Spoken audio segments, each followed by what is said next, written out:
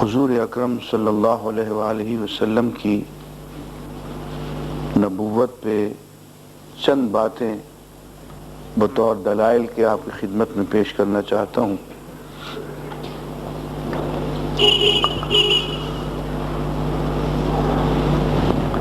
میں نے عرض کیا کہ اعلان نبوت سے پہلے حضور اکرم صلی اللہ علیہ وآلہ وسلم کے دو لقب مشہور تھے، ایک صادق اور ایک امین، اور انہی کو حضور اکرم صلی اللہ علیہ وسلم نے بنیاد بنایا۔ جب آپ نے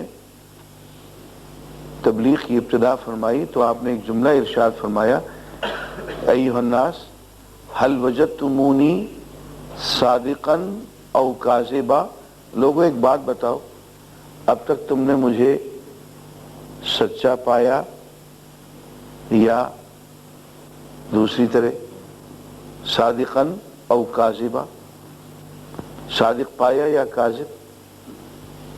اور سب نے گواہی دی کہ یا رسول اللہ، اے محمد صلی اللہ علیہ وسلم نے آپ کو ہمیشہ سچا پایا ہے، امین پایا۔ خود قرآن مجید میں ہے، وَقَدْ لَبِثْتُ فِيكُمْ عُمْرًا مِّن قَبْلِهِ أَفَلَا تَعْقِلُونَ، میں نے تم میں اس سے پہلے ایک عمر گزار دی ہے، تم عقل سے کام نہیں لیتے ہو۔ میں کہ خلا سے اتر کے تو نہیں آ گیا ہوں، میں نے ساری زندگی، اپنا پورا بچپن، ساری جوانی میں نے تم لوگوں میں گزاری ہے، اور تم خود محسوس کر سکتے ہو کہ وہ شخص جس نے ساری زندگی کسی انسان پہ جھوٹ نہیں بولا، ظالموں وہ اللہ پہ جھوٹ بولے گا۔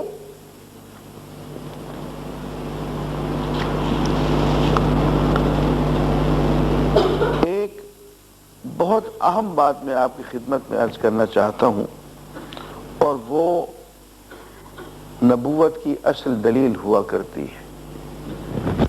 وہ شخص جس نے کسی سے تعلیم نہ پائی ہو اور پوری کائنات کا معلم بن گیا ہو، وہ نبی ہوتا ہے۔ ایسا نہیں کہ وہ پرائمری فیل ہو اور اس سے کہ استاد اس کو مرغا بنا بنا کے پیچھے اس کے جوتیاں مارتے رہے ہوں، اور کچھ عرصے کے بعد وہ کہے میں نبی بن گیا ہوں۔ ایسا نہیں ہوتا نبی۔ نبی امی ہوتا ہے، وہ کسی انسان کے بس میں اس کی تعلیم نہیں ہوتی ہے۔ حضور اکرم صلی اللہ علیہ وآلہ وسلم امی تھے، پڑھے ہوئے نہیں تھے، کسی اسکول سے، کسی کالج سے آپ نے تعلیم نہیں پائی، اور 40 برس کی مدت تک آپ نے کبھی کہیں کوئی تقریر بھی نہیں فرمائی، کسی جنگ میں حصہ نہیں لیا، کوئی جنگی فنون، مارشل آرٹس، تلوار چلانا، تیر اندازی، جنگی نقشے بنانا، اس چکر میں کبھی نہیں پڑے۔ صرف ایک خاموش مگر کامیاب تاجر، تجارت بہت عمدہ کی، اور ایسی کہ دھاک بٹھا دی اپنی امانت اور صدق کی وجہ سے۔ لیکن یہی شخص اچانک، جس نے 2 لفظ کسی سے نہیں پڑھے،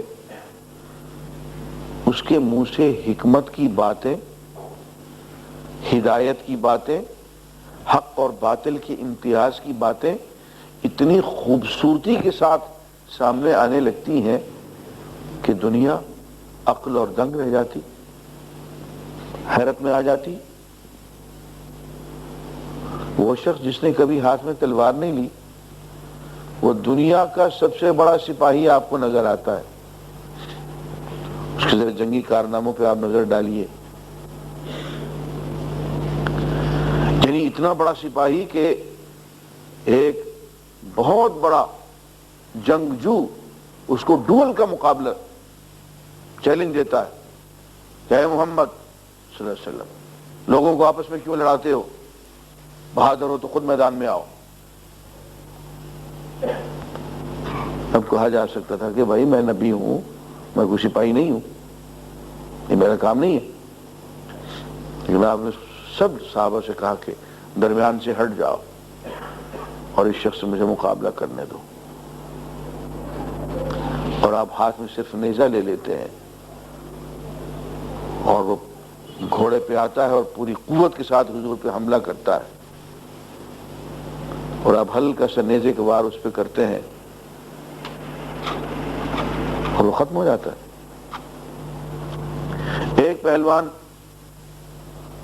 جو پورے عرب کا رستم ہے، وہ کہتا ہے محمد بات یہ ہے صلی اللہ علیہ وسلم، مجھے تو ایک ہی فن آتا ہے، پہلوانی، مجھے کوئی اور چیز آتی نہیں، اس میں مجھے اگر ہرا سکتے ہو تو تمہیں تمہاری نبوت کا اقرار کر لوں گا۔ تو آپ کپڑے اتار کے وہ کچھا پہن کے میدان میں آ جاتے ہیں، آؤ بھائی لڑ لو، اور ایک سیکنڈ کے اندر اس کو اٹھا کے پٹکتے ہیں، وہ کہتے ہیں نہیں نہیں یہ نہیں، ابھی مقابلہ نہیں ہوا، میں پھر لڑوں گا، دوبارہ لڑتا ہے،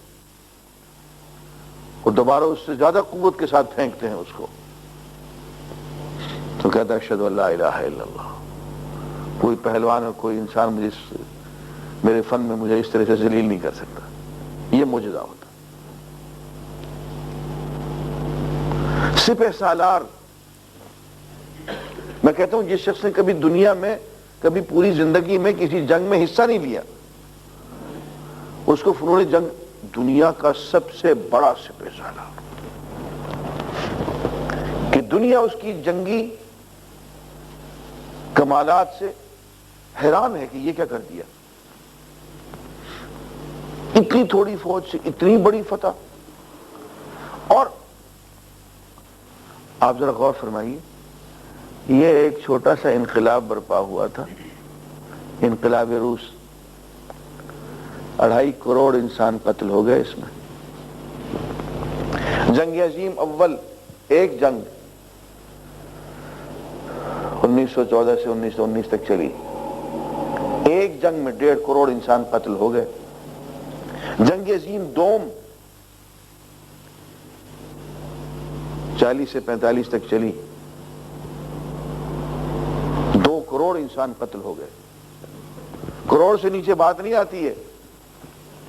حضور اکرم صلی اللہ علیہ وآلہ وسلم نے اپنی زندگی میں 83 جنگیں لڑی، بعض جنگوں میں آپ خود سپہ سالار تھے، بعض میں آپ نے اپنا آدمی بھیجا سے کمانڈر بنا کے۔ ان 83 جنگوں میں دونوں طرف سے یوں میں کتنے آدمی قتل ہو گئے ہوں گے، کوئی اندازہ، کوئی وائلڈ گیس، کوئی صاحب بتائیں، جلدی سے بتائیں کتنے آدمی قتل ہو گئے 83 جنگوں؟ لارا صاحب اندازہ لگائیں کتنے ہوں گے قتل؟ 5,000، 536 آدمی قتل ہوئے دونوں طرف سے، اس لیے کہ جنگ لڑنے سے بھی مراد انسان کو قتل کرنا نہیں تھا، بلکہ جنگ کا مقصد بھی انسان کی حفاظت تھا۔ 83 جنگوں، یار اتنے آدمی تو ابھی دیکھیں نا، وہ آئے گے 2 مہینے کے بعد پتنگ بازی میں مارے جائیں گے، اتنے آدمی پتنگیں اڑاتے اڑاتے 5 آدمی مر جائیں گے۔ 83 جنگوں میں 500، اور دونوں طرف سے آدمیوں کو نام ریکارڈڈ ہیں، یہ اندازے کی بات نہیں ہے، رجسٹرڈ نیمز ہیں۔ یہ ہوتی ہے نبوت۔ اور ایسے کام کر کے دے دیے ہیں، ایسی تعلیم دے دی ہے کہ انسان ورطہ حیرت میں ہے۔